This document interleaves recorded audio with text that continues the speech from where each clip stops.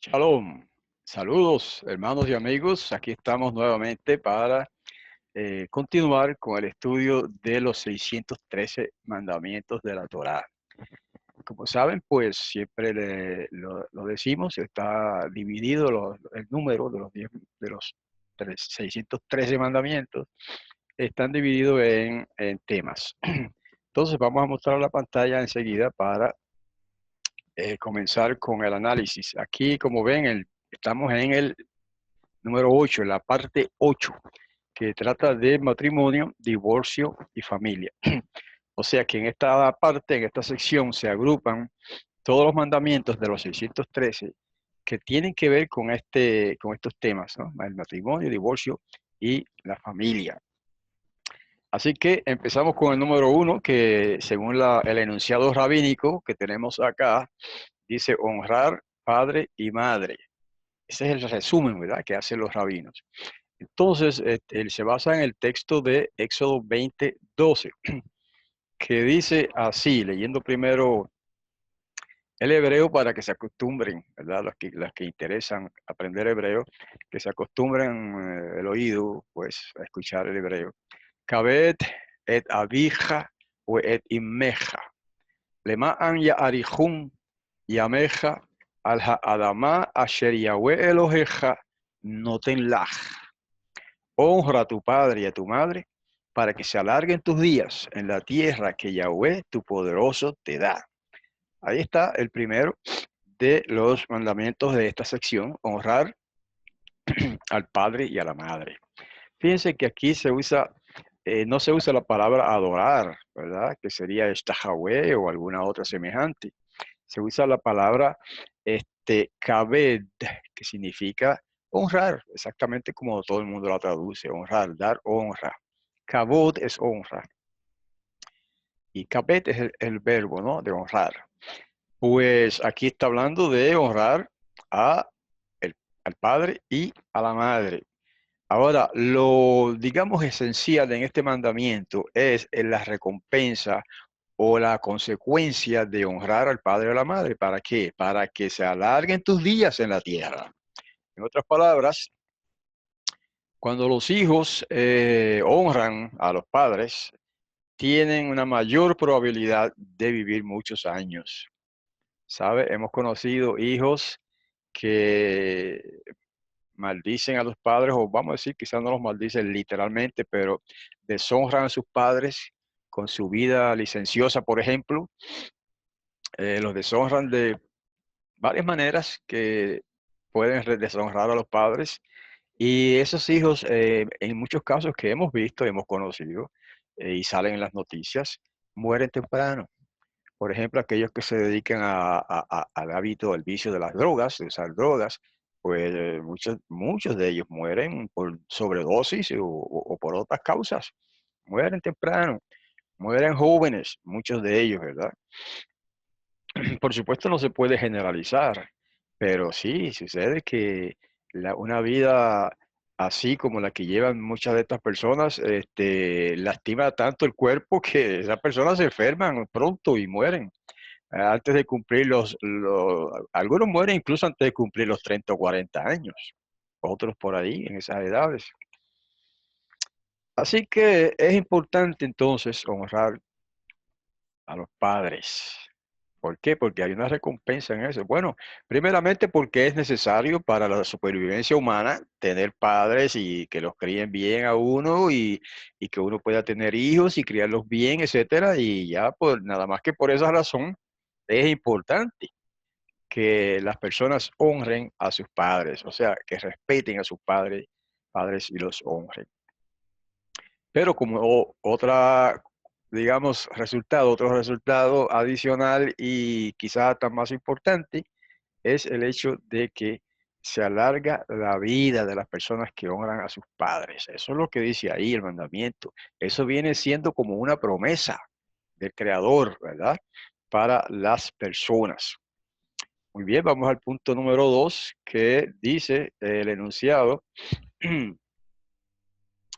no golpear al padre ni a la madre. Éxodo 21:15. es mandamiento negativo. El primero que ya mencionamos es afirmativo y es aplicable. ¿Okay? Es aplicable a todas las personas, todas las épocas y en todos los lugares. Igualmente el segundo es negativo porque prohíbe algo y es aplicable a todos. Entonces dice el mandamiento, Uma que abiu we imo mot yumat. Y el que golpee a su padre y a su madre, morirá.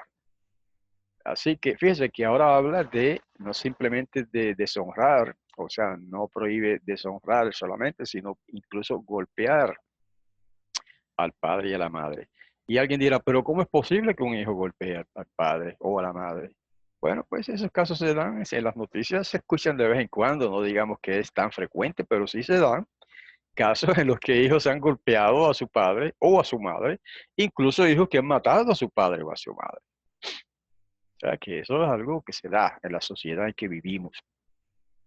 Y probablemente se daba en todas las sociedades de aquellas antiguas. Por algo se presentó ese mandamiento, ¿verdad?, al pueblo de Israel. Algo interesante en este mandamiento es que utiliza otra vez, como es costumbre en el hebreo, esa forma enfática de hablar en hebreo, que cuando dice morirá, ¿verdad? El hijo que golpea a su padre, a su madre morirá, dicen algunas traducciones, otras dicen ciertamente morirá. El hebreo da énfasis a ese verbo final, repitiendo el verbo dos veces. Esa es la manera usual del hebreo para dar énfasis en ciertos casos al verbo, ¿verdad? Lo que se quiere decir. En este caso, en hebreo se dice mot yumat. Fíjense, es la misma palabra que está repitiendo dos veces. La primera palabra, acá vamos a sombrearla en español para que se vea claramente. Morir es un infinitivo, el verbo infinitivo, en tiempo infinitivo. El segunda palabra, acá morirá, entonces es el mismo verbo, pero en tiempo futuro. ¿Okay? Así que morirá. Lo hemos transcrito así, tal como dice el hebreo, para que se den cuenta los hermanos, y especialmente los estudiantes de hebreo, que esa es una manera usual en hebreo de dar énfasis al verbo. Morirá. Pero se puede traducir muy bien diciendo ciertamente morirá. Lo he visto traducido así en algunas Biblias. O puede decirse de seguro morirá. O seguramente morirá. ¿Ve? Como quiera que se le dé un énfasis al verbo, pues estaría bien traducido en este contexto. Ok, vamos al punto número 3. Dice, no maldecir, el enunciado rabínico dice, no maldecir al padre ni a la madre. Y pone insultar entre paréntesis, queriendo decir que maldecir se refiere a eso, a insultar al padre o a la madre. Y se basa en Éxodo 21:17, que dice, Umekalela viu weimo motyumat. Igualmente, y el que maldiga a su padre o a su madre, morirá. Otra vez. Entonces, prohíbe, primero manda honrarlos. Luego prohíbe golpear al padre o a la madre. Y ahora está hablando de maldecir. Se prohíbe maldecir, que también se puede traducir como insultar, ¿verdad?, al padre o a la madre. Y fíjense que aplica la misma, digamos, sanción, ¿verdad?, la muerte. Lo único que aquí este mandamiento es negativo, pero no es aplicable en todos los lugares en el sentido que vamos a aplicar, porque era aplicable en la teocracia de Israel. Por tanto, ahí dice que es aplicable menos la condena que solo aplica a la teocracia de Israel. O sea, el mandamiento aplica en el sentido de que prohíbe maldecir al padre o a la madre. Pero entonces la sanción o el castigo que se daría en caso de desobediencia, pues no puede aplicar en todas partes, porque ustedes saben que si vivimos en países como vivimos en países gentiles, ¿verdad?, que no tienen que ver con la Torá, no les interesa ni quieren vivir, ¿verdad?, bajo los mandamientos de la Torá, como es el caso parcialmente en Israel, pues no se puede aplicar eso, sencillamente, porque eso viene siendo como una ley civil en cierto modo, ¿verdad? Me refiero a la pena de muerte. Ustedes saben que hay países donde existe la pena de muerte y pues ahí quizás se pudiera aplicar, aunque ellos no lo aplican así de estricto, ¿verdad? En términos de maldecir y eso, pero generalmente la pena de muerte en los países donde existe se aplica en casos de asesinato o algunos otros casos similares. Pero incluso en Israel, hoy día, que Israel es una democracia, no es una teocracia, tampoco se aplica de esa manera. ¿Por qué? Porque en Israel, que sí, ¿sabe? Por ser una democracia, pues ellos tienen su constitución, todo país prácticamente democrático o no democrático, tiene de alguna manera una constitución. Y en esa constitución, pues, si es que se permite aplicar la pena de muerte, no se aplica en todos los casos. Generalmente se limita a casos muy graves como asesinato, secuestro y otras cosas. Así que en Israel, si es que existe la pena de muerte, no se aplica en todos los casos. Por lo menos en este caso sé que no se aplicaría. En Estados Unidos mismo hay algunos estados en que se aplica la pena de muerte todavía, pero hay muchos otros estados que no se aplica. O sea, no se prohíbe la pena de muerte. Pues ya ahí cada estado funciona, ¿verdad? De acuerdo a la constitución local, por decirlo de alguna manera. Las leyes locales de cada estado, unos prohíben y otros permiten la pena de muerte. Pero, de nuevo, aún en los estados o lugares o países donde se permite la pena de muerte, donde existe por ley la pena de muerte, no se aplica en un caso como este, ¿eh? De que uno que maldiga al padre o a la madre o que golpea al padre o a la madre no le aplican la pena de muerte.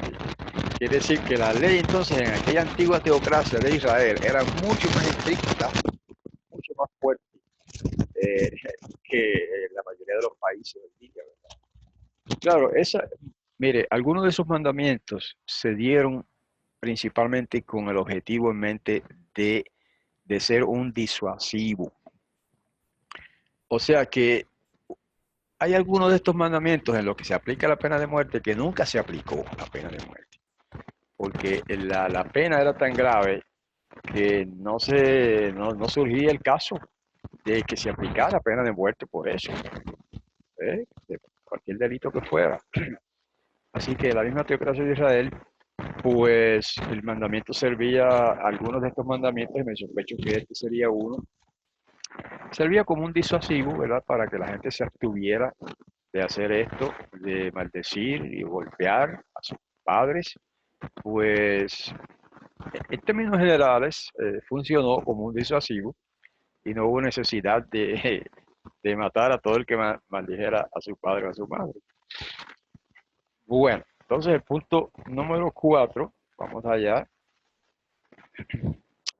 es el temer, este es el enunciado rabínico, temer reverentemente al padre y a la madre.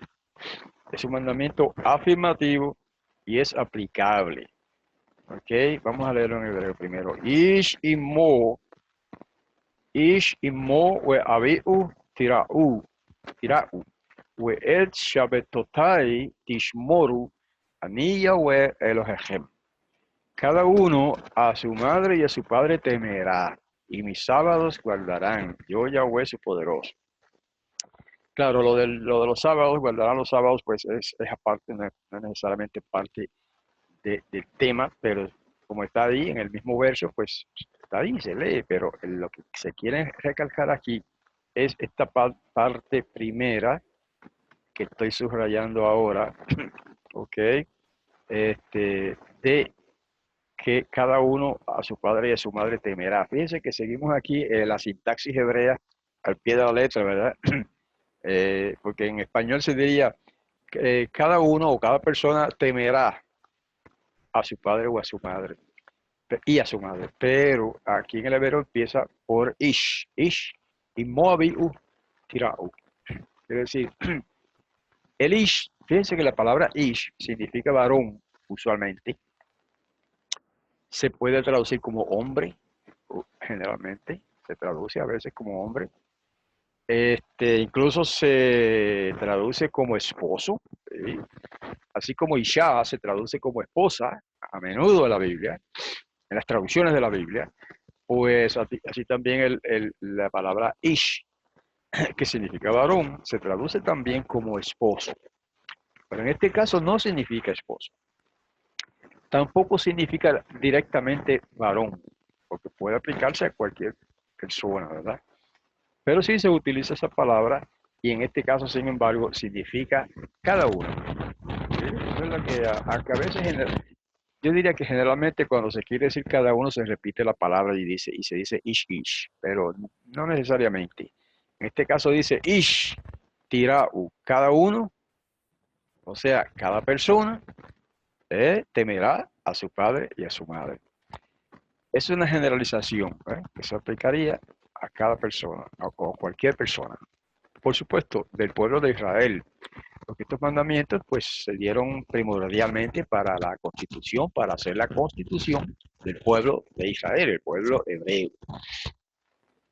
Ahora, usa la palabra tirau, que tiene que ver con, o sea, ese es el significado correcto, temer, literalmente, pero que también esa palabra implica o se puede entender, se puede traducir con la palabra española respetar. Cada uno respetará a su padre y a su madre. Es como en otros pasajes se utiliza, en muchos pasajes, se utiliza esa palabra para el Padre, Yahweh. Y dice, habla de temer a Yahweh y guardar sus mandamientos, etc. ¿Eh? Entonces, esa palabra temer, o sea, no necesariamente significa temer en el sentido de tener miedo, sino en el sentido de respetar. Y eso es lo que traducen muchos traductores, temer como respetar. Es una traducción adecuada para la mentalidad moderna, ¿verdad? En tiempos antiguos, pues, no había problema con eso de que hay que temer a los padres, porque se entiende qué es lo que quiere decir temer, ¿no? Respetar. Ok, punto 5. Dice, ser fecundo y multiplicarse. Eso está en Génesis 1:28. Es un mandamiento afirmativo y es aplicable. Fíjese que este es uno de los primeros mandamientos que se dio a la humanidad. Aquí no había Israel, ni judíos, ni nada de eso. Esto fue para la humanidad. ¿Ok? En general. Bueno, la humanidad que existía en el momento que se dio ese mandamiento eran dos personas. Pero dentro de esas dos personas estaba el potencial de producir la humanidad. Ese es el punto. De producir una raza humana que llenaría la tierra. Y por eso se le dio ese mandamiento. Vamos a leerlo primero. Dice Guay, vamos a sombrar aquí donde comienza. Guaybarech otam Elohim. Guayomer lahem Elohim. Perú urevu. Umilu et haaretz. Wechifshuha. Uredu bigdat hayam.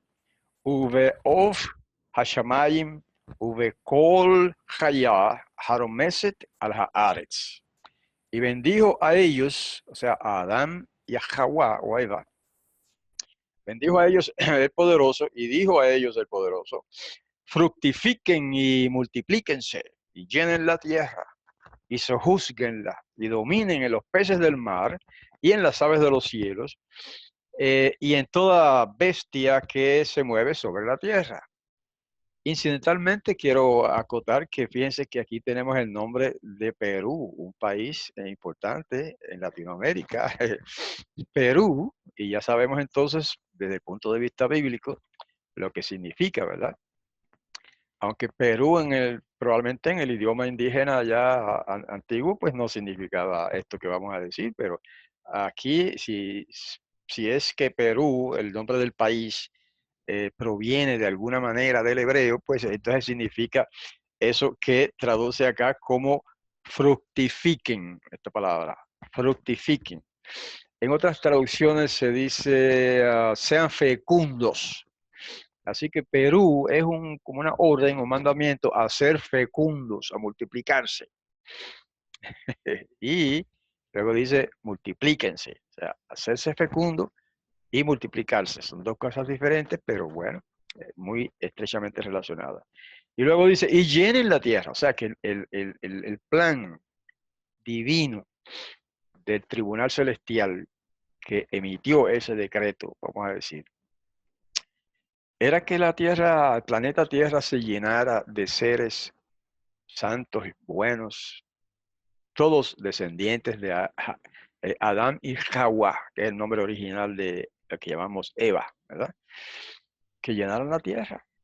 Y luego dice, y sojuzguenla, eso quiere decir gobiernenla, ¿ok? Y dominen en los peces del mar y en las aves de los cielos y en toda bestia que se mueve sobre la tierra. En otras palabras, el hombre, el ser humano, tendría dominio sobre todos los animales de este planeta. ¿Eh? Podía disponer. Por eso es que no en este momento, pero más tarde, se le permite al hombre, a la raza humana, comer, ¿verdad? Carnes de animales, de ciertos animales. Este, ¿Por qué?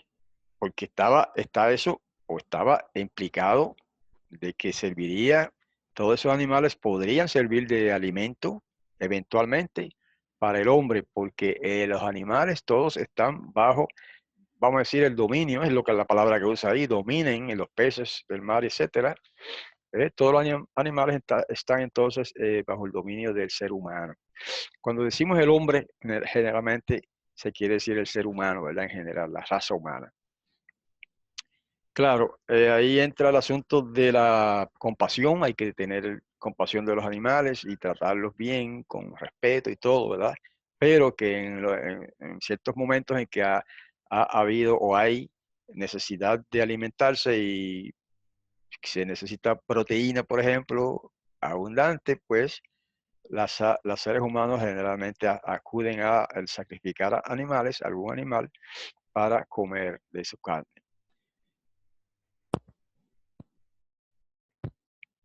Ok, entonces, aquí quiero comentar algo porque ustedes saben que hay unas teorías por ahí, hipótesis, más bien, especulaciones, que dicen que el pecado original, así llamado, ¿verdad? Fue la relación sexual de Adán y Eva. No tiene ningún sentido esa especulación. Es una especulación totalmente fuera de lugar. ¿Por qué? Elemental. Antes de que Adán y Eva pecaran, se les dio este mandamiento de que estamos hablando. Sean fecundos y multiplíquense. Ahora, si se les dio esa orden, ¿cómo era que ellos la iban a cumplir? Hermano, no tiene ningún sentido decir que el acto sexual fue el pecado original. El acto sexual fue la obediencia original. ¿Eh? El acto sexual de Adán y Eva fue el bien, el cumplimiento de la orden divina de multiplicarse, ser fecundo y multiplicarse. ¿Se dan cuenta? Entonces no tiene ninguna validez esa interpretación de lo que llaman el pecado original, que fue que el acto sexual. Hermanos, el pecado original fue la desobediencia de comer del árbol del conocimiento del bien y del mal. Lo que eso significa ya es materia de otra explicación, pero ciertamente no tenía que ver con el acto sexual, porque el acto sexual fue lo que se les ordenó, que pusieran en función para multiplicarse y llenar la tierra, ¿verdad? Este es sencillo, es obvio, es elemental, así que no hay que, digamos, explicar mucho más.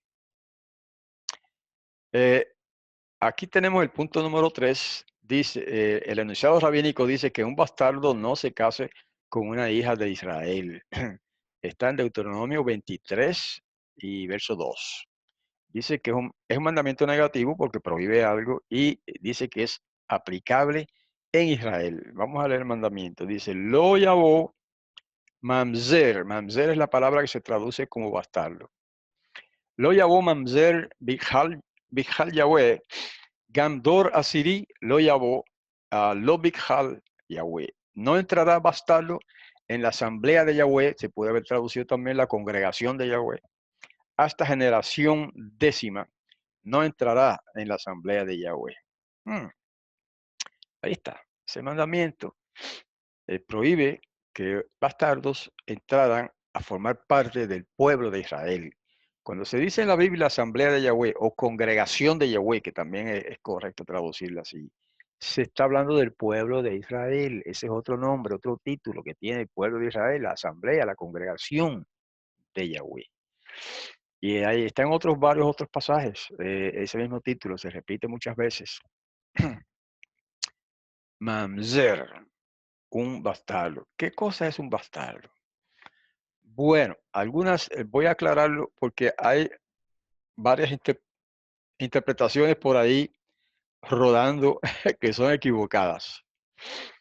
Es como, o por lo menos si no son totalmente equivocadas, son muy limitadas las interpretaciones. Un bastardo, como se ha dicho que es el hijo de del adulterio, ¿verdad? Pues puede ser, pero no solamente eso. Lo que pasa es que no voy a abundar mucho en ese detalle porque la próxima sección, precisamente la próxima parte de estos estudios, va a tratar de los mandamientos sobre pecados, ¿ok? O sea, una lista, vamos a decir, de relaciones sexuales prohibidas. Ese es el punto.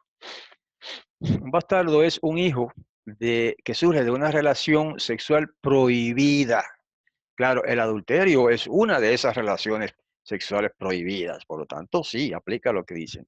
Pero por eso dije que no es que está mal la interpretación, sino que es limitante o limitada, porque incluye mucho más, incluye mucho más. Incluye hijos de un matrimonio o una unión incestuosa, ¿verdad? También es bastardo. Ahora, eso como es tema para la próxima sección, pues vamos a dejarlo hasta ahí, pero hay mucho más que decir sobre ese detalle. La próxima semana, vengan para que compartamos esa parte. El punto 7, que un amonita y un moabita, esos son ciudadanos de ciertas regiones antiguas, no entren en la asamblea de Yahweh. Eso está en Deuteronomio 23:3, ¿verdad? Es negativo porque prohíbe algo y es aplicable en Israel. O sea que, por ejemplo, para nosotros que vivimos fuera de Israel, eso no tiene necesariamente aplicación porque esto tiene que ver con ciudadanía, más o menos, ¿verdad? Hablando en términos modernos. Quiere decir que un moabita o un amonita no podría, según esa prohibición, venir a ser ciudadano de la nación de Israel. Ustedes saben que con el tiempo eso, bueno, aún en ese verso pone un límite. O sea que hay un límite. Porque fíjese que dice el pasaje, no entrará la monita y moabita en la asamblea de Yahweh hasta la 10ª generación. No entrarán ellos en la asamblea de Yahweh para siempre. O sea que entonces hay un límite. No se permitía que un moabita o una moabita entrara a ser parte de la nación de Israel o un amonita, ¿verdad? Del pueblo de Amón, pero dice que a eso sería hasta la 10ª generación, o sea que ahí una vez se cumpla ese límite, entonces esa persona, de ahí en adelante, esas personas descendientes de estos pueblos podrían hacerse ciudadanos de la tierra o del país, de la nación de Israel. ¿Y qué caso se les viene a la mente que como que se ajusta a esta explicación o a este mandamiento? El caso de Ruth, ustedes saben que Ruth era moabita, ¿verdad? Del pueblo de Moab. Y sin embargo, al aceptar la fe del pueblo de Israel, en este caso de Judá, casarse con un ciudadano de Judá y luego irse a vivir a la tierra de Judá, entonces la convirtió en judía. Ruth, la moabita, siendo moabita, dejó de ser moabita. Bueno, si lo tomamos en términos de nacionalidad solamente, ¿verdad? No de raza, pues dejó de ser ya de ese pueblo para entonces pasar a ser del pueblo de Judá, de Israel. Por lo tanto, se deduce que en el caso de Ruth, ¿verdad? Para poner el ejemplo, se deduce que ya habían pasado las 10 generaciones reglamentarias según la Torá, en el caso de esta muchacha Ruth, y por lo tanto, entonces ella calificaba para, ¿sabe?, poder ser ciudadana del pueblo de Israel. O sea que no hay contradicción, porque digo esto porque quizá algunas personas puedan decir, ah, pero ese mandamiento hay algo mal ahí porque Ruth era moabita y vino a ser parte del pueblo de Israel, ¿verdad? Si alguien dice eso, pues que no se ha dado cuenta de que ahí pone un límite en el mismo mandamiento, un límite hasta la 10ª generación. Por lo tanto, se supone que Ruth ya era parte de la 10ª generación o la 11ª. ¿Okay? Vamos al punto número 8. Dice, no excluir a un descendiente de Esaú o Esaú, como se dice en hebreo, Esaú, de la comunidad de Israel por 3 generaciones. Okay, interesante. Vamos a leer el mandamiento. Está en Deuteronomio 23, 8 y 9. Dice, Banim asher yiwaldu lahem dor shelishi yavo lahem bikhal Yahweh. Luego dice, hijos que nazcan a ellos, hablando de Saúl, ¿ok? Generación tercera entrarán en asamblea de Yahweh. Y luego dice en el verso 9, cuando salgas a campaña contra tus enemigos, guárdate de toda cosa mala. No sé por qué pusieron ese verso 9 ahí, porque como que parece que no tiene relación, ¿verdad? Pero anyway, eso lo ponen ahí los rabinos. Y lo esencial es el verso 8, que dice, hijos que nazcan de ellos, o sea, porque está hablando en ese capítulo de los hijos de Saúl, de la descendencia de Saúl. Y dice que generación tercera entrarán en la asamblea de Yahweh. Esto es una traducción extraliteral, ¿verdad? Eso se puede traducir en mejor español diciendo, los hijos que les nazcan a ellos en la tercera generación entrarán en la asamblea de Yahweh.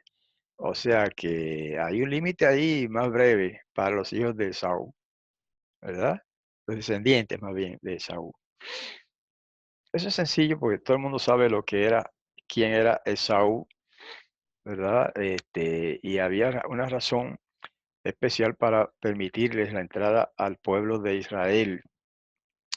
Aunque Esaú o Esau, el hermano de Jacob, pues, aunque eran hijos del mismo padre, eh, digamos que tomaron caminos distintos.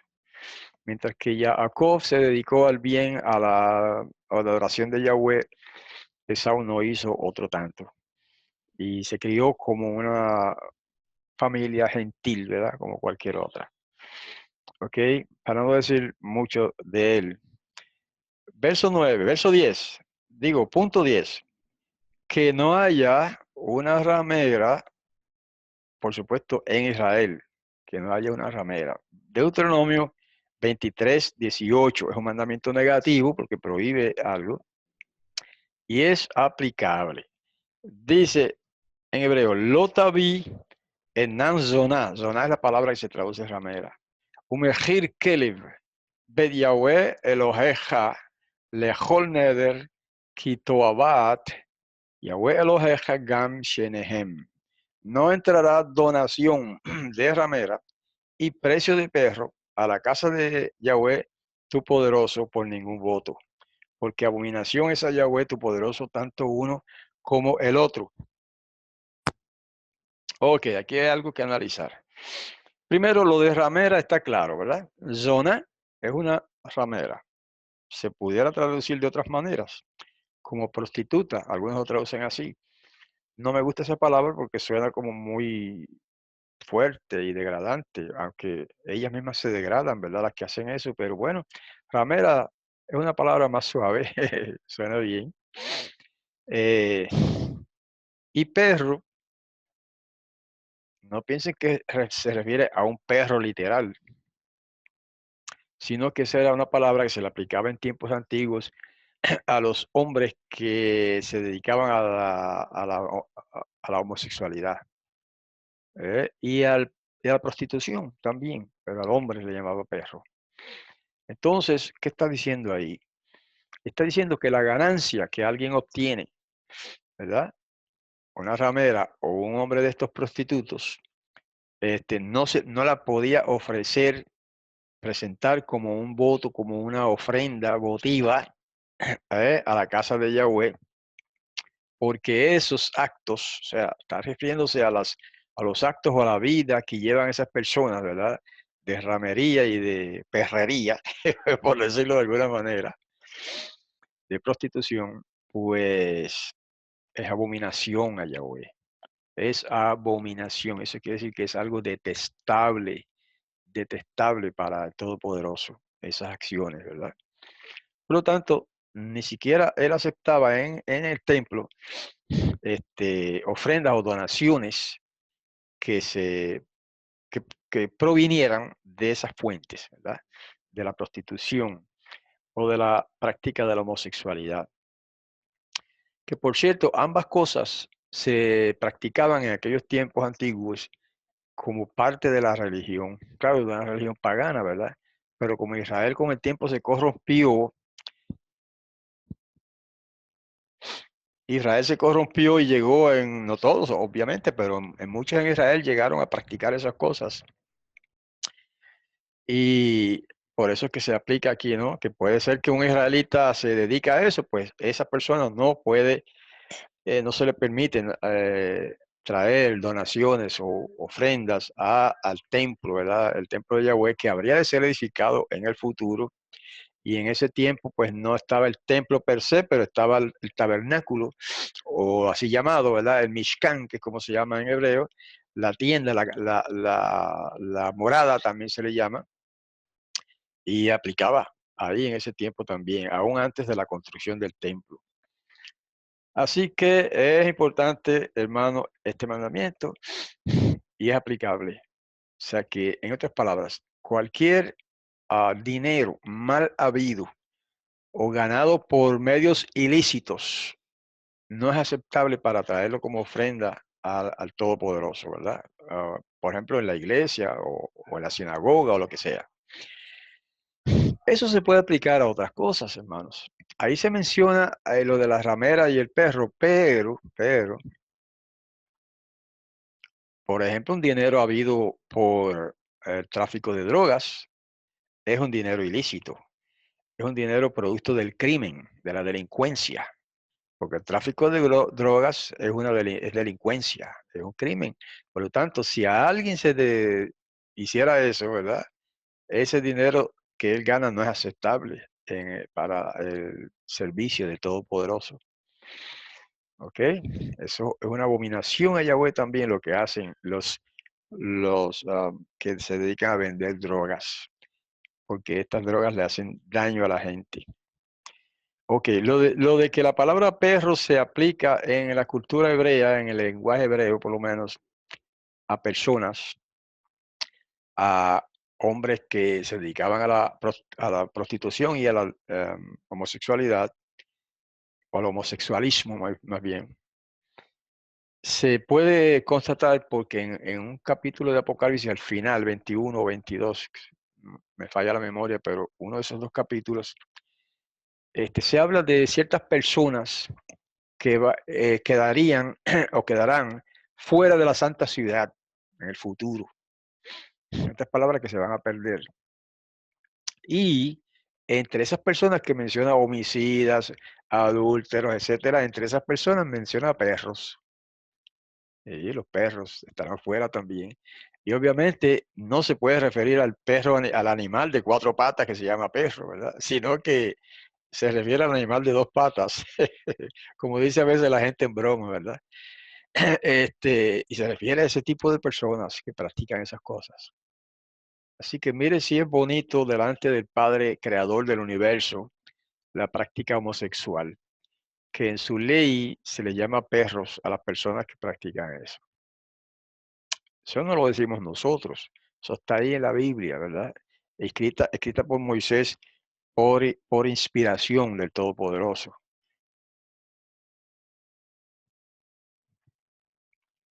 Bueno, vamos a seguir al punto 11. Ah, punto 11. Dice tomar una esposa por Kiddushin, el matrimonio. Eso está en Deuteronomio 24:1. Kiddushin lo que significa es como, podríamos decir en lenguaje moderno, una boda, una ceremonia formal de boda, ¿verdad? Para casar dos personas. Entonces dice el mandamiento. Vamos a seguir leyendo el español nada más para abreviar, porque el tema es largo hoy. Y para avanzar un poco, para no tomar demasiado tiempo, vamos a leer solamente el texto en español. Dice, cuando tome un hombre una mujer y se case con ella, y sucede si no haya ella gracia en ojos de él, porque haya en ella impureza de cosa, o sea, de algo, y escribe para ella documento de divorcio y la entregará y la entrega en su mano y la despide de su casa, etcétera. Y hay tres puntos suspensivos que lo que indica es que el texto continúa, ¿verdad? Pero que lo que nos atañe para este mandamiento específico es eso es suficiente, hasta ahí. Fíjense que dice que cuando un hombre toma a una mujer y se casa con ella, etcétera. Entonces lo que está recalcando aquí el rabino que hizo la lista es que se case con un hombre, quiere convivir con una mujer, debe casarse con ella. En otras palabras, por eso dice el enunciado rabínico, tomar una esposa por Kiddushin. Eso quiere decir que si un hombre y una mujer quieren vivir juntos, ¿verdad? Y tener hijos y todo, y compartir su vida, ok, deben casarse. Eso es lo que manda este precepto, que, o por lo menos implica, ¿verdad? Que así es, porque dice que si el hombre actúa esto, coge una mujer, etcétera, y se casa con ella, de ahí es donde se saca el enunciado de que deben casarse las personas que quieren vivir juntas. Hoy día, al igual que antaño, muchas parejas no se casan, ¿verdad? Se ponen a vivir juntas y no se casan, no hacen un compromiso formal de matrimonio. Algunos cristianos llaman a eso adulterio, eso no es adulterio. Eh, Eso tiene otros nombres legales, incluso en algunos países se le llama ahora matrimonio consensual. Bueno, pero las religiones en general no aceptan eso, llámese como se llame, ¿verdad? Y dicen que está mal. No es adulterio, ok, pero está mal. Pues en ese sentido, sí, tienes razón, en el sentido de que deberían casarse para dos personas para vivir juntas como matrimonio. Ahora fíjense que eso tiene sentido, el asunto de que se casen, porque el casamiento es la formación de un contrato legal.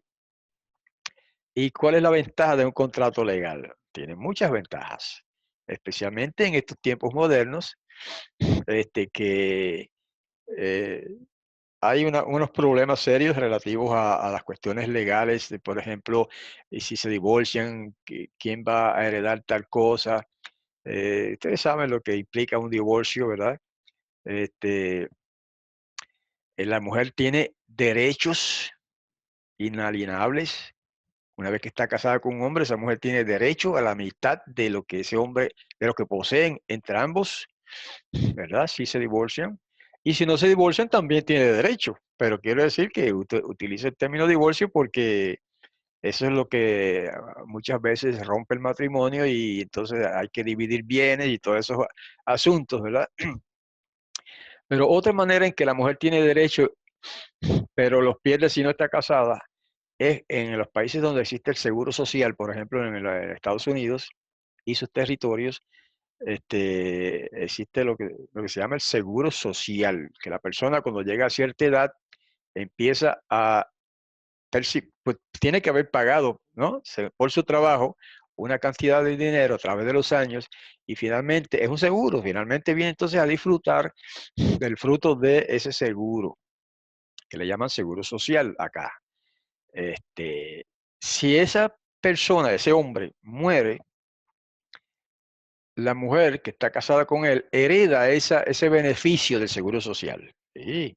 Entonces el seguro social que él recibía se le sigue pasando a la mujer, a la viuda. Pero si no están casados, que nada más que vivieron ahí consensualmente, puede haber sido muchos años, pero entonces ella no hereda eso. Ese beneficio del marido no se le aplica a ella. Ok, vamos a hacer un paréntesis, discúlpenme. Ok, tuve que hacer un corte por una urgencia de salud. Vamos a continuar entonces en el punto 11. Estaba mencionando algunos beneficios, ¿verdad? De que una pareja esté casada en lugar de estar viviendo consensualmente sin casarse. Mencioné algunos y quiero recalcar o resumiendo decir que este mandamiento se dio principalmente para protección de la mujer, que en aquellos tiempos antiguos especialmente estaba casi totalmente, ¿sabe? En desventaja la mujer relativo al hombre. Entonces, para protección de la mujer y del hogar también, pues del hogar en general, ¿verdad? Se dieron estos mandamientos relativos al matrimonio. Así que vamos a pasar al punto número 12, precepto 12, que el esposo recién casado sea libre por un año para regocijarse con su esposa. Deuteronomio 24:5 es un mandamiento afirmativo y es aplicable en Israel. Vamos a ver qué nos dice el mandamiento. Dice, cuando tome un hombre o una mujer nueva, no saldrá al ejército y no entrará en ninguna cosa, libre estará en su casa un año y alegrará a su mujer que tomó. Es un mandamiento también para beneficio de ambos, pero principalmente de la mujer, porque imagínense que una pareja de jóvenes se casan y apenas se casan, lo llaman al ejército, ¿verdad? Como solía ser antes, con el servicio militar era obligatorio. Todavía es obligatorio en algunos países, en otros no. Pues este hombre entonces iba a la guerra. ¿Y qué pasaba si el hombre moría en la guerra? La pobre mujer se quedaba, la viuda se quedaba sumamente triste, sin descendencia de ese hombre a quien ella amaba, sin hijos, ¿verdad? Y sin marido. Entonces, pues, era una situación triste, estando este matrimonio apenas comenzando, ¿verdad? Entonces, como para evitar esa situación tan triste, tan penosa, se da este mandamiento. Fíjese, dice, cuando tome un hombre o una mujer nueva. Entonces, ese mandamiento no puede ser aplicable a todos los países. ¿Por qué? Obvio, porque no todos los países se rigen por la Torá y usted no puede ir al servicio selectivo, como se llama en su país, ¿verdad? Militar, a decir, mira, yo no puedo ir al ejército porque acabo de casarme. Puede que en algunos países sí concedan eso. Y entiendo que en Estados Unidos, en cierto modo, o sea, hasta donde yo sé, se aplica eso, que se le permite, se le da un tiempo razonable a la persona antes de que vaya al ejército. Pero eso es cuando era el servicio obligatorio, o si de pronto llega a ser obligatorio por causa de una guerra, que también puede suceder. ¿Verdad? Porque ahora mismo el servicio militar en los Estados Unidos no es obligatorio, pero en caso de que surja una guerra, enseguida lo decretan obligatorio y entonces sí, uno tiene que ir si lo llaman al ejército. En ese caso, pues quizá aplicaría esto, ¿verdad? Pero no necesariamente. Puede que en el país donde usted vive no le importe eso de ese mandamiento, porque eso no es parte de la constitución de ese país. Entonces, pues, no aplicaría, ¿verdad? Pero como estamos hablando en el trasfondo de la cultura hebrea antigua, de lo que era el pueblo de Israel antiguo, porque incluso en el pueblo de Israel moderno quizá no apliqué esto que estamos tocando ahora, pero me sospecho que sí, porque Israel en muchas cosas se atiene a la Torá, ¿verdad? Porque la religión judía ortodoxa es muy fuerte en Israel. Cuando tome un hombre o una mujer nueva, eso se puede aplicar a al primer matrimonio y también se puede aplicar al segundo. ¿Qué quiero decir con eso? Porque ustedes saben que en los tiempos antiguos era permitida, aprobada, la poligamia en Israel y en muchas otras naciones. Prácticamente en todas las naciones, o en casi todas, por no decir, por no generalizar demasiado. Era una práctica social común que no estaba prohibida. Por lo tanto, esto aplicaba también a una segunda esposa que pudiera ser el caso de que alguien, ¿verdad?, quisiera tomar lo mismo. Una vez que adquiere su nueva esposa, entonces se le debe conceder un año para que ella disfrute de él y él disfrute de ella por ese año antes de ir al ejército, donde pudiera ser que él muera, ¿verdad? O que quizás no muere, pero puede ser que venga lisiado de allá, del ejército, de la guerra.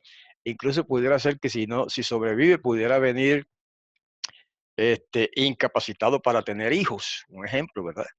Entonces, todos esos casos extremos así, pues hacían válido un mandamiento como ¿no? Que no salga al ejército por un año. Ok, vamos ahora al punto número 12. Antes de seguir, este, en el, cuando dimos este tema en vivo, el viernes pasado, uno de nuestros maestros, el Moré Hiskiyahu, hizo un comentario interesante, jocoso a la vez, pero interesante, que habría hombres capaces de agarrar, o sea, de casarse con una mujer nueva cada año con tal de no ir al ejército. Pero por lo tanto tenía que haber cierto límite en eso, ¿verdad? Y es probable que hubiera un tipo de límite así, pero bueno, ahí no se dice eso. Ok, vamos al punto número 13. Que un esposo sea exento por todo un año de tomar parte en cualquier trabajo público. ¿Ve? Y aquí lo hace extensivo a otras cosas, tal como el servicio militar, guardar las murallas y deberes similares. El Deuteronomio 24:5, lo mismo básicamente, ¿verdad? El mismo texto, básicamente el mismo mandamiento, pero que aquí lo hace extensivo a otras cosas, porque dice, cuando un hombre tome una mujer nueva, no saldrá al ejército y no entrará en ninguna cosa. Es así, eh, ¿verdad? Expresado muy lacónicamente, muy breve, como que no dice mucho, pero eso implica que se puede aplicar este asunto, esta prohibición o este mandamiento a a otras áreas que no necesariamente sean el ejército. En ninguna otra cosa pudiera ser, por ejemplo, el servir al gobierno en algo que no sea militar. Servicio civil pudiera ser en algunos casos, por ejemplo, en Estados Unidos, si usted pertenece a una iglesia que prohíbe ir al ejército, entonces usted, ya eso no se aplica tanto porque el servicio militar en Estados Unidos ahora es voluntario, pero eso es ahora. Pero cuando era obligatorio o cuando sea obligatorio, entonces el Estado provee un formulario que uno llena, firmado por el líder de su congregación, en el que explica por qué esa persona no puede ir a la guerra eh, o incluso al ejército. Si es cuestión de que no puede ir a la guerra nada más, pero puede ir al ejército, entonces hay una provisión para que esa persona, ese hombre, entre como objetor por conciencia, objetor a la guerra. Ahora, incluso si alguien no solamente objeta ir a la guerra, sino que objeta entrar al ejército, también hay ese formulario que en el que la persona especifica que puede servir al gobierno en alguna área, no militar. Entonces también le conceden hacer trabajo voluntario, voluntario entre comillas, ¿verdad? Porque no es voluntario, pero quiere decir que no es militar, no es para ir a la guerra, ni es militar, pero entonces esa persona puede trabajar para el gobierno en alguna otra área. Y eso es lo que aplica cuando dice, no entrará en ninguna cosa relativo al ejército, perdón, relativo al gobierno de ese país. ¿Ok? Entonces el punto 14, punto 14, no privar de alimento, ropa o derechos conyugales a una esposa. Eso está en Éxodo 21, verso 10. Es un mandamiento negativo porque prohíbe algo y es aplicable, o sea que no tiene que ver con nacionalidad, ni con religión, ni con nada en la cuestión marital. Dice así el mandamiento. Vamos a subir un poco más este. Dice, si toma para él, el hombre, si otra toma para él, perdón, si otra se refiere a otra esposa, si otra esposa toma para él su alimento, su vestido y su derecho conyugal, no retirará. Okay. Esto aplicaba a los matrimonios polígamos de la antigüedad, ¿verdad? Que ya eso no se practica, no es aprobado, pero ni siquiera en Israel es aprobado, pero en aquellos tiempos sí lo era. Y entonces, pues está diciendo que si toma otra esposa, es lo mismo, tiene que darle lo mismo que a la esposa original, ¿verdad? Su alimento, su vestido y su deber conyugal no retirará. Eso es sencillo, pero son cosas que no aplican a nosotros hoy día. Es aplicable, sí, en la teocracia de Israel sería aplicable si existiera, y en Israel o alguna nación en el que exista esa práctica polígama, como es las naciones árabes, ¿verdad? En las naciones árabes, el matrimonio polígamo es aceptado. Por lo tanto, si un israelita vive en uno de esos países, como sucede, por ejemplo, los judíos del Yemen, el Yemen es un país árabe, ¿verdad? Islámico. Sin embargo, hay una comunidad judía allí hasta el día de hoy, aunque últimamente están emigrando y yéndose de ese país, pero todavía quedan. Entonces, pues en ese país donde eso se permite, aún en tiempos modernos, entonces aplica esta ley para el israelita, para el judío, ¿ok? Que si es que toma una segunda esposa, pues no le puede negar ninguna de esas cosas. Número 15 en la lista. Dice que la mujer sospechosa de adulterio sea tratada como se prescribe en la Torá. ¿Ok? Ese es el enunciado rabínico. En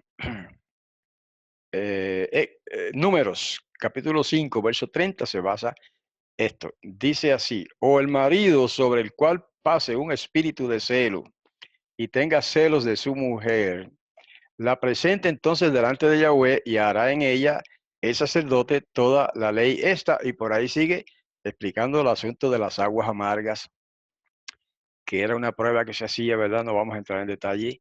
Una prueba que se hacía para ver si, el hombre que sospechaba que su mujer le había sido infiel, pues se pasaba por esta humillación de tomar esas aguas amargas. Y si se le hinchaba el vientre, según dice la Torá, pues era culpable, ¿eh? Y si no le pasaba nada, pues era inocente. Entonces, en el caso de que fuera inocente, ese hombre, dice el mandamiento más abajo, no podía divorciarse de ella por ninguna causa, nunca, porque la humilló por un celo necio, ¿verdad? ¿Ok? Así que esa es parte también de los mandamientos relativos a la familia, al matrimonio, que por una simple sospecha de adulterio, uno no puede dejar a su esposa, o viceversa, ¿verdad? Pero en estos códigos los mandamientos están expresados como dirigidos al hombre. ¿Ok? Y si se hacía eso de humillarla de esa manera por simplemente una sospecha, entonces recaía sobre el hombre una sanción grande, pero que se menciona en otra parte del mandamiento. Punto 16. Que uno que difame el honor de su esposa, aquí está, por acusarla falsamente de incastidad antes del matrimonio, ya esto no tiene que ver con la sospecha de adulterio, sino que el hombre se casa con una muchacha y luego dice, no, yo encuentro que ella no era señorita cuando se casó conmigo. Vamos a leer el mandamiento. Entonces dice, y multarán, que hay un errorcito que vamos a corregir ahora en el texto, y multarán a él 100, no dice qué, pero piezas de plata, y darán al padre de la muchacha porque esparció nombre malo sobre una virgen de Israel, y a él será por mujer, no podrá despedirla todos sus días. Eso es lo que le estaba diciendo, que si, aunque en el caso anterior era referido a sospecha de adulterio, en este caso no, en este caso, pero es similar, en este caso es similar en el sentido de que es una acusación falsa. En este caso se refiere a una acusación en la que el hombre dice que ella no era virgen cuando se casó con él. En aquellos tiempos eso era súper importante, ¿verdad? Hoy día incluso mucha gente no le da importancia a eso. Y me parece que está bien, que no debería dársele tanta importancia a eso. Pero como en aquellos tiempos la cultura de todas aquellas sociedades antiguas era así, que eso tenía una importancia suprema, de que la muchacha fuera señorita, ¿verdad? Virgen al matrimonio, pues en aquellas circunstancias, pues esto tenía sentido, ¿verdad? Entonces, si el hombre la acusaba falsamente, o sea que se demostraba que sí era señorita, sí era virgen, y sin embargo él dijo que no era virgen, poniendo un ejemplo, ¿verdad? Pues lo multaban a él con 100 piezas de plata, tenía que pagarle. ¿A quién se las pagaba? Al padre de la muchacha, porque el deshonor en el que caía esa muchacha le pertenecía al padre. Eso era la costumbre, ¿verdad? En aquellos tiempos, eso era lo socialmente aceptado. La, el deshonor recaía también sobre el padre, no solamente sobre la muchacha, sino también sobre el padre. Por eso se da el mandamiento de que se le pague al padre de la muchacha una compensación, ¿verdad? De 100 piezas de plata. Aparentemente eso era mucho dinero en aquel tiempo. ¿Por qué? Porque esparció nombre malo sobre una virgen, o sea, una reputación. Cuando se dice en la Biblia a veces la palabra nombre, muchas veces tiene que ver con reputación. El nombre, cuando se dice un nombre malo, quiere decir una reputación mala. Un buen nombre es una reputación buena.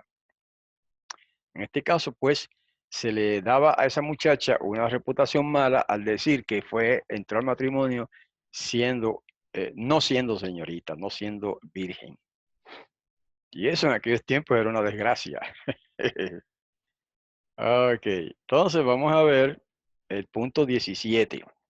Que un hombre no se puede divorciar de su esposa de la cual ha hecho público un informe malo. Tiene que ver con lo mismo que dijimos ya, sobre su incastidad antes de casarse. Deuteronomio 22:19.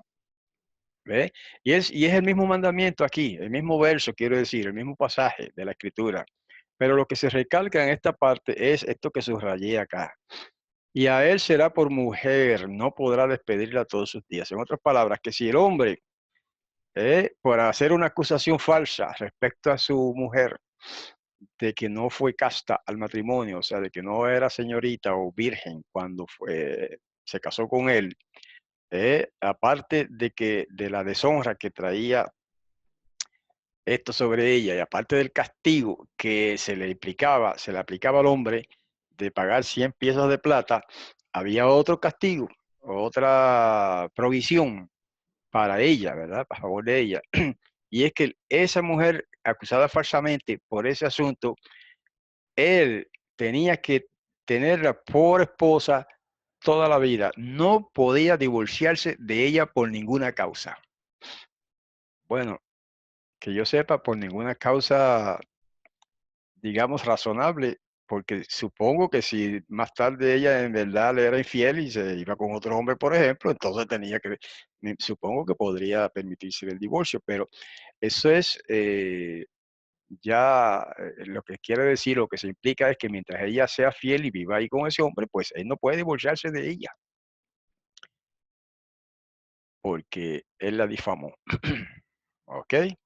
Son cosas que a veces a la mentalidad moderna en algunos de estos detalles como que no nos hace mucho sentido, pero en aquellos tiempos estas cosas tenían mucho sentido, porque la mentalidad de la humanidad en aquel tiempo era así. ¿eh? Y muchos de estos mandamientos tienen que ver con conceptos culturales, no solamente espirituales o religiosos o de justicia necesariamente, sino con muchos de estos mandamientos estaban digamos, tenían sentido, ¿verdad? Tenían sentido, estaban enmarcados en un concepto cultural de aquellos tiempos. Ok, vamos entonces al punto 18,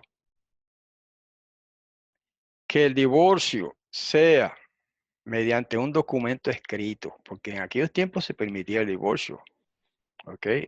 Bueno, hoy día también, pero me refiero que hay hoy día unas organizaciones religiosas que prohíben el divorcio bajo cualquier concepto que sea, lo prohíben o no lo aceptan. Deuteronomio 24:1, ahorita vamos a analizar un poco eso. Dice, cuando tome un hombre o una mujer y se case con ella, y sucede si no haya ella gracia en ojos de él, porque haya en ella impureza de cosa, de alguna cosa, y escribe para ella documento de divorcio, este es el punto, y la entrega en su mano y la despide de su casa, etcétera, etcétera, porque el mandamiento sigue por ahí, hablando de otras cosas, pero hasta ahí ese es el punto de detalle aquí es que escribe para ella documento de divorcio. En otras palabras, tiene que, si un hebreo, si un israelita quiere divorciarse de su esposa, no puede ser por cualquier causa, ¿ok? Sino por alguna causa justa y razonable, pero aquí dice que si se divorcia de ella, tiene que escribirle una carta o un documento de divorcio, un get, es lo que se llama en hebreo, get, el documento de divorcio. No podía así despedirla nomás por un capricho, sin darle ningún divorcio, porque entonces ella no podría casarse con otro, si lo hiciera así, por la ley de la Torá. Pero para que ella quede libre de ese compromiso, aun cuando el hombre cree que ella es culpable de algo malo, pero tiene que dar una carta de divorcio para que ella quede libre y poder casarse con otro hombre eventualmente, ¿verdad? Fíjense que todas estas cosas, estos detalles, se prescribieron para protección de la mujer, porque en aquellos tiempos la mujer estaba muy, muy desprotegida en términos legales, en términos sociales, culturales incluso, estaba muy desprotegida. Entonces este mandamiento hacía mucho sentido en aquellos tiempos antiguos, que tenía el hombre que quería dejar a una mujer, tenía que darle un documento de divorcio, el get. Y dice, y lo entregará en su mano. O sea, es un documento que ella va a guardar para tener evidencia de que ese hombre la dejó, no porque ella se quiso ir, sino porque él la dejó, él la botó y la despidió de su casa. Entonces ella tiene ahora, en base a ese mandamiento, a ese documento, derecho a casarse otra vez con algún otro hombre, ¿verdad? Más tarde. ¿Ok? Así que es interesante que en aquellos tiempos tan antiguos se hacía provisión para la protección de la mujer. especialmente de la esposa, de las mujeres en general, pero en este caso de la esposa, ¿verdad? Que se casó con este hombre. Y ahí está la importancia también del matrimonio oficial, formal, ¿verdad? Porque una pareja que viviera consensualmente no tenía este derecho de que se le, ¿sabe? Se le diera un documento de divorcio porque nunca hubo matrimonio. Y el documento de divorcio puede existir solamente cuando hay un matrimonio formalizado, ¿verdad? De manera oficial, formal, certificado por alguien. Y hoy día es lo mismo, ¿verdad? Si un hombre bota a una mujer de su casa, para usar la frase vulgar que se dice a veces, ¿verdad? La botó de la casa. Si no estaban casados, la pobre mujer no tiene derechos legales, tiene derechos morales. Moralmente ella tiene derechos, pero no, hoy día no se respeta eso, se respetan los papeles, ¿verdad? Y para ella tener derechos legales, pues tiene que estar eso documentado por un papel, por un certificado de matrimonio. Y luego, para entonces tener un certificado de divorcio, tiene que haber primero un certificado de matrimonio. Así que es sorprendente que aún en aquellos tiempos antiguos, cuando se cometían tantas injusticias contra las mujeres, esto existía en el pueblo de Israel, esta orden, esta ley, y era en cierto, sabe, bastante, digamos, protección para la mujer. Vamos al punto 19. ¿Ok? Dice que uno que se divorcie, es el enunciado rabínico, que uno que se divorcie de su esposa no se vuelva a casar con ella si tras su divorcio ella se ha casado con otro hombre. Esa es la conclusión de una parte que leímos anteriormente. Se refiere a un matrimonio, ¿sabe? Oficializado, por decirlo de alguna manera. En Deuteronomio 24:4 dice: no podrá su marido, primero que la despidió, volver a tomarla para ser para él por mujer después que fue mancillada, porque abominación es eso delante de Yahweh, y no pervertirás la tierra que Yahweh tu poderoso da a ti por heredad. ¿Ok? Sigue sobre el mismo caso. Si un hombre encuentra algo indecente en la mujer, que es como lo dice la Torá, más o menos se puede traducir así, encuentra algo indecente, no dice qué cosa es, no dice a qué se refiere, así que queda a discreción del hombre, del marido en ese caso, qué es lo indecente que ella hizo, ¿verdad? O que ella tiene. Entonces, en esa base, el hombre tiene derecho a dejarla, a divorciarse de su esposa, pero tiene que darle una carta de divorcio. Entonces, esa mujer hipotética que estamos analizando se va con el tiempo, consigue otro amor, muestra su carta de divorcio, ¿verdad? Que es garantía de que puede casarse otra vez y se casa otra vez con otro hombre que a lo mejor, vamos a suponer, puede ser que la deje también, o puede ser que muera ese marido, segundo marido, puede que muera, entonces ella queda viuda. Un ejemplo, ¿verdad? Entonces quizá el primer marido dice, bueno, como que se arrepiente de haberla dejado y dice, ay, yo quisiera volver con ella. Y va y le habla para casarse otra vez con ella. La Torá prohíbe eso. La Torá, la ley del Todopoderoso, prohíbe eso, porque él la humilló, fue mancillada, dice. La humilló y la hizo pertenecer a otro hombre por su testarudez, ¿verdad? Quizá era algo injusto lo que él presentaba, ¿verdad? Para divorciarse de ella. Y aunque fuera justo, dice que está prohibido, no puede casarse con ella, con la misma mujer que él despreció. Otra vez vemos ahí un elemento de protección para la mujer, hermanos, de respeto por la mujer. ¿Ve? Que hoy día, aún con todos los adelantos que hay en todas las áreas de la sociedad, hay veces que no se respetan esas cosas, cosas como esta, ¿verdad? Sin embargo, en aquellos tiempos antiguos, que se supone que fueran tiempos bárbaros, pues en Israel no era tan bárbara la cosa. Había leyes buenas de protección para las mujeres, para el matrimonio y para el hogar, la familia en general. Punto número 20. Ya nos queda poco. Que una viuda cuyo marido haya muerto sin hijos no se debe casar con nadie que no sea el hermano de su marido muerto, Deuteronomio 25:5. Aunque aquí la palabra hermano yo la encuentro limitante porque en realidad podría ser cualquier miembro de la familia. Pero bueno, el mandamiento lo dice así, dice, cuando unos hermanos vivan juntos y muere uno de ellos, e hijo no hay para él, ese es un hebraísmo, ¿verdad? En español se diría, y no tiene hijos, ¿eh? No será la mujer del muerto la de fuera con hombre extraño. Otra vez una traducción extraliteral del hebreo, como que no suena muy bien, pero así dice el hebreo. En español eso se diría, cuando unos hermanos vivan juntos y muere uno de ellos y el difunto no tenía hijos, esa mujer del muerto no se debe o no se puede casar con otro hombre extraño, o sea, fuera de la familia. Su cuñado entrará a ella y la tomará para él por mujer y la emparentará. O sea, que la ley aquí en este caso aplica a la mujer, que ella, en este caso, ¿verdad? Que ya está específico y claro aquí, queda viuda, no tuvo hijos de ese hombre. Ella tiene el deber de levantarle hijos a ese hombre, con el nombre de ese hombre, el apellido, como se dice ahora. Y para eso no puede ir a casarse con otro hombre fuera de la familia. Ese es el punto. Esta parte del mandamiento es para la mujer.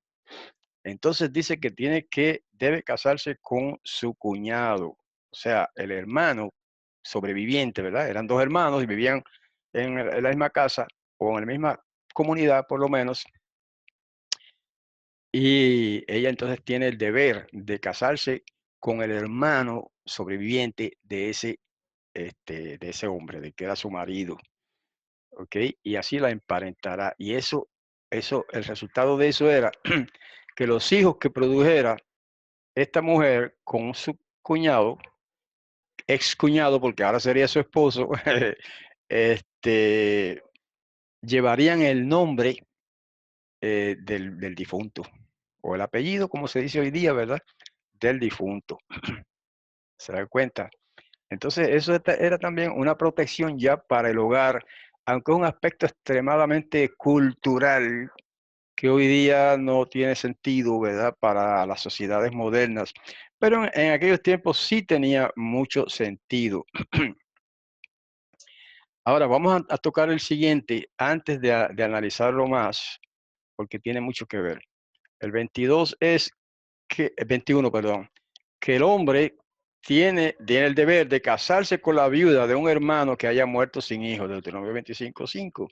Es el mismo mandamiento, ¿verdad? Pero ahora se recalca lo que es subrayado acá. Su cuñado entrará a ella y la tomará por mujer y la emparentará. En otras palabras, que el mandamiento es doble, o sea, es para las dos partes. Ella, la viuda, tiene el deber de casarse con un pariente de su difunto esposo. Ese es el mandamiento para ella. Para el hermano que sobrevive, o sea que el hermano del difunto tiene el deber de casarse con la viuda de su hermano. ¿Ves? Entonces, ahí es para los dos la ley. Y entonces alguien me ha preguntado, pero ¿y si ese hombre, el hermano del difunto, ya está casado? Entonces,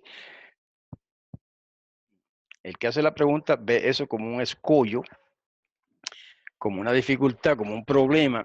Pues si el hombre está casado, no se puede casar otra vez, estando su esposa viva, ¿verdad? Con la viuda de su hermano, porque ya está casado. Hermano, eso mostraría, si alguien pregunta eso, pues desconocimiento de la cultura de aquellos tiempos, especialmente en Israel, que ya hemos explicado, ¿verdad? Que en aquellos tiempos no era ningún problema que este hombre se casara con la viuda de su difunto hermano, porque en aquellos tiempos era aceptable la poligamia. Y podía tener esas dos esposas. Eso no era un impedimento en aquel tiempo. Hoy día sí, hoy día eso no se practica porque eso no está permitido hoy día, ¿verdad? Por ley de que un hombre se case dos veces, o sea, con dos mujeres a la misma vez. Pero en aquellos tiempos, como eso no estaba prohibido, esa ley aplicaba. Esa ley tenía sentido para aquella cultura, para aquella sociedad, ¿verdad? En la que se desarrollan estos mandamientos y en la que vivía el pueblo de Israel de la antigüedad. Aclaro de la antigüedad porque en los tiempos modernos existe el pueblo de Israel todavía, pero las cosas han cambiado. Las leyes son ahora diferentes, las leyes civiles, ¿verdad? Y esto es una ley civil. Esto no tiene que ver con religiosidad, ni con sacrificios, ni con moral, etcétera. Esto es una ley civil, tiene que ver con la cuestión civil y la cuestión de matrimonios. Y esto, los matrimonios generalmente, pues, el matrimonio es un contrato civil, básicamente, aunque también tiene su elemento espiritual, religioso, ¿verdad? Especialmente para los creyentes. Pero desde el punto de vista de lo que estamos leyendo ahora, su importancia principal es el asunto civil, como matrimonio, como institución civil. ¿Ok? Entonces, punto 22 dice que la viuda formalmente le dé una liberación al cuñado si él rehúsa casarse, perdón, si ella rehúsa casarse con él. Deuteronomio 25, 7 al 9. Vamos a leer el mandamiento ahora.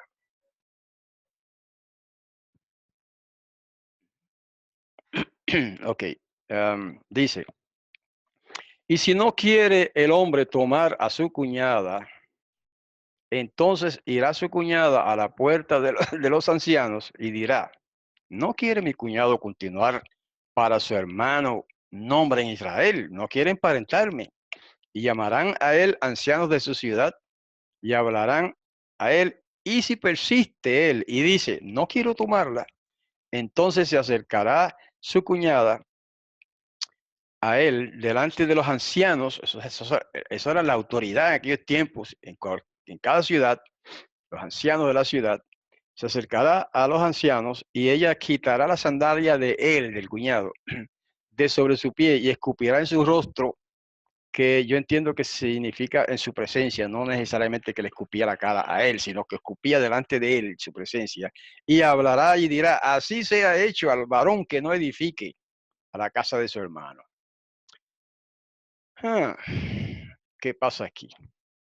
Fíjense, el ejemplo de esto es el caso de Ruth la Moabita, que se casó con un hijo de Noemí, Naomi, eh, y al hacer eso, además de que después aceptó la fe de Israel, ¿verdad? Cuando le dijo a su suegra, tu pueblo será mi pueblo y tu Elohim será mi Elohim, ahí ella manifestó una conversión este, al, al pueblo de Israel, ¿verdad? Al poderoso de Israel, Yahweh. Y a través de esa conversión, entonces, ella vino a ser ciudadana oficial israelita.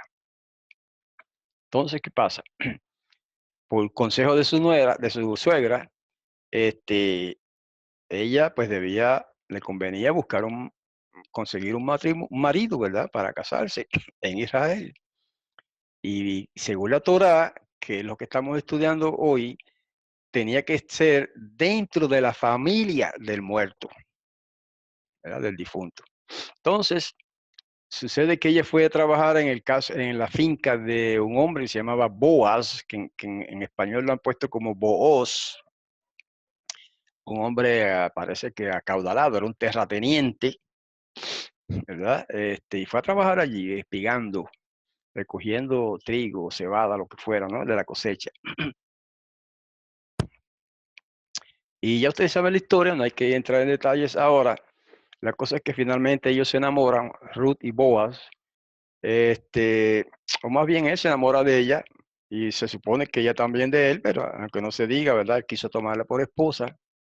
Y entonces ella sucede que había un pariente, porque Boaz era pariente del difunto. No dice qué tipo de parentesco, pero era pariente. pariente cercano, que era lo que decía la ley. Pero entonces Boaz, consciente y honrado que era, dijo, bueno, pero lo que pasa es que hay un pariente más cercano que yo, que a él le toca primero el turno, ¿verdad? O la opción de casarse con la viuda, Ruth. Entonces, van donde el pariente cercano y Boaz le dice, mira, tú eres, le describe la situación, ¿verdad? Esta viuda, así, así, hija de fulano, etcétera, y tú eres el que tiene el derecho de levirato. O sea, aunque es una palabra de latín viene la palabra levirato, porque cuñado se dice levir en latín, y de ahí viene la cuestión de la ley del levirato, ¿verdad? Que es esto de lo que estamos hablando. Y le dice, mira, tú eres pariente más cercano que yo. eh, to- Redime tú, redime. Le dice redime porque a él le tocaba rescatar no solamente la viuda, sino las propiedades que pudiera tener, ¿verdad? Pero él compartía sus propiedades con la viuda. En parte eso estaba implicado ahí. Entonces el hombre dice, bueno, ok. No, él no dijo ok porque eso es inglés. Él dijo, está bien, puedo hacerlo. Entonces Boaz, bastante astuto, le dice, pero también tienes que rescatar la propiedad. O sea, había algo más en el asunto, además de casarse con la viuda. Y entonces el hombre dice, no, si es así, no, porque no puedo, ¿sabes?, dañar mi propiedad, en otras palabras, para resumir. Entonces, no, redímela tú. Entonces vos dijo, pues, aceptó entonces, siendo él ya en segunda categoría de parentesco, pues decide casarse con ella. Pero ahí Ruth hizo eso que manda la Torá.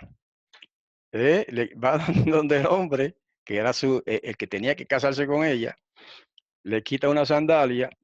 Algunas versiones dicen un zapato, pero es una traducción es dudosa porque en aquellos tiempos no era común, por lo menos si es que existían los zapatos, no era muy común. Casi todo el mundo usaba sandalias. Le quita la sandalia del pie, escupe en su cara y le dijo esas palabras ¿verdad? Que dice la Torah. Así será hecho al varón que no edifique la casa de su hermano, aunque en este caso no era hermano literalmente, pero sí era un pariente cercano. Probablemente era un hermano del que estamos hablando. Y si no era un hermano, era un pariente muy cercano. Y cumplió eso. Interesante. Eso es un ejemplo, ¿no?, de lo que estamos diciendo, que eso era importante en aquella cultura antigua.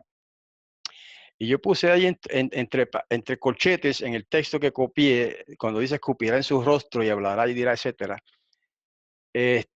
Porque a mí me parece, una manera de entenderlo es esa. No era necesariamente que ella le iba a escupir directamente en la cara del hombre. Puede ser que haya sido así. No digo que no. Pero a mí me suena como bastante improbable que eso se hiciera así. Y la palabra que se traduce en español en su rostro puede significar delante de él, ¿sabe? Es muy común esa manera de traducir esa expresión, ¿verdad? Eh, en su rostro, delante de él. O sea, que no quiere decir que le escupía directamente a la cara, sino que escupía en el suelo, pero delante de él, frente a él.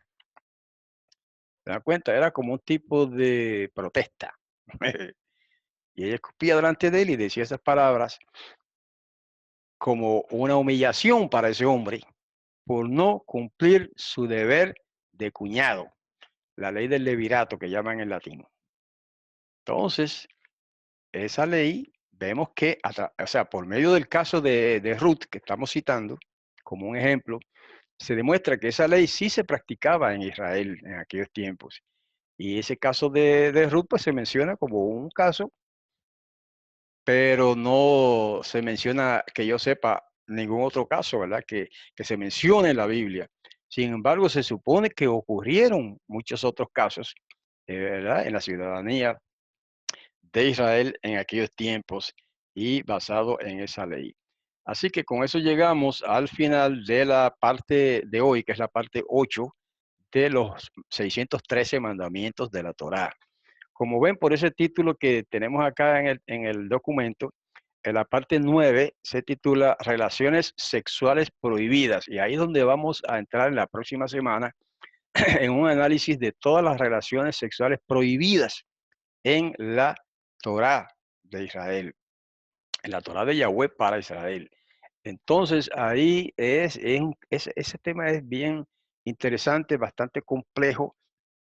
Algunas porciones son un poco controvertibles, pero es importante ese análisis porque tiene mucho que ver con la pregunta, ¿verdad? Las preguntas que surgen a veces relativas a los matrimonios, a divorcios y a las relaciones sexuales en general. Tiene que ver en parte con lo que ahora se llama la homosexualidad, ¿verdad? Que en aquellos tiempos se llamaba sodomía. Hasta hace poco, en la Constitución de Puerto Rico, se hablaba de que estaba prohibida la sodomía, ¿verdad? En general, sea de hombre con hombre o con mujer, era una cuestión ilegal, prohibida, pero que generalmente se aplicaba a la relación de hombre con hombre.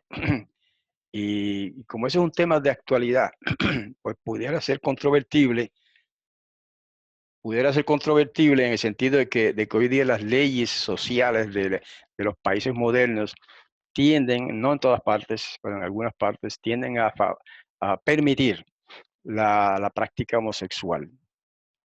En ese sentido, pues es que digo que puede ser controversial, ¿verdad? El asunto. Pero como lo que vamos a hacer no es que vamos a juzgar a las personas, no vamos a juzgar a las personas hoy día, sino que vamos sencillamente a leer lo que dice la Escritura y explicar qué significa esto, qué significa aquello y todas las relaciones sexuales prohibidas que mencionamos ahora, lo de la homosexualidad, pero hay muchas otras que se mencionan ahí en ese capítulo que no les quiero adelantar ahora porque espero que vengan y me acompañen la próxima semana, ¿verdad? Para el análisis de ese capítulo de Levítico donde se habla de esto y se analiza a fondo todas las relaciones sexuales o matrimoniales que están prohibidas en la Torá del Todopoderoso, en la ley de nuestro Padre Celestial. Así que, hermanos, los espero entonces para la próxima semana, si tienen la bondad de acompañarme acá. Y si no pueden, por alguna razón, de todas maneras, vamos a estar poniendo estos temas en YouTube, en forma de video, ¿verdad? Como el que ustedes están viendo ahora. Ustedes están viendo ahora una grabación de un tema que presentamos el viernes pasado, que por cierto hubo unas discusiones interesantes, por eso les invito a que vengan a las reuniones en vivo los viernes a las 7 de la noche, 7:30 por ahí, hora de Puerto Rico, para que puedan participar y escuchar por lo menos, o incluso opinar en las discusiones que se presentan, que se hacen de todos estos temas en vivo los viernes, ¿verdad? Hoy ustedes están viendo una grabación de lo que se estudió el viernes pasado, que no lo grabo así en vivo porque como hay mucha participación a veces, pues las grabaciones quedan muy largas y también a veces se dañan por errores del manejo de micrófonos y demás. Y por eso, pues aparte de que presento el tema en vivo los viernes, después lo grabo, como hice ahora en este caso, un par de días después lo grabo y entonces lo subo a YouTube. Así que si no pueden estar conmigo el viernes para una discusión en vivo de este tema, del próximo tema que ya mencionamos, bueno, lo van a ver entonces acá en video, en YouTube, tan pronto pueda subirlo. Generalmente es un día o dos después de la transmisión en vivo que tengo la oportunidad de subir el tema a YouTube. Entonces, con esto, queridos hermanos y amigos, me despido de ustedes hasta la próxima. Shalom.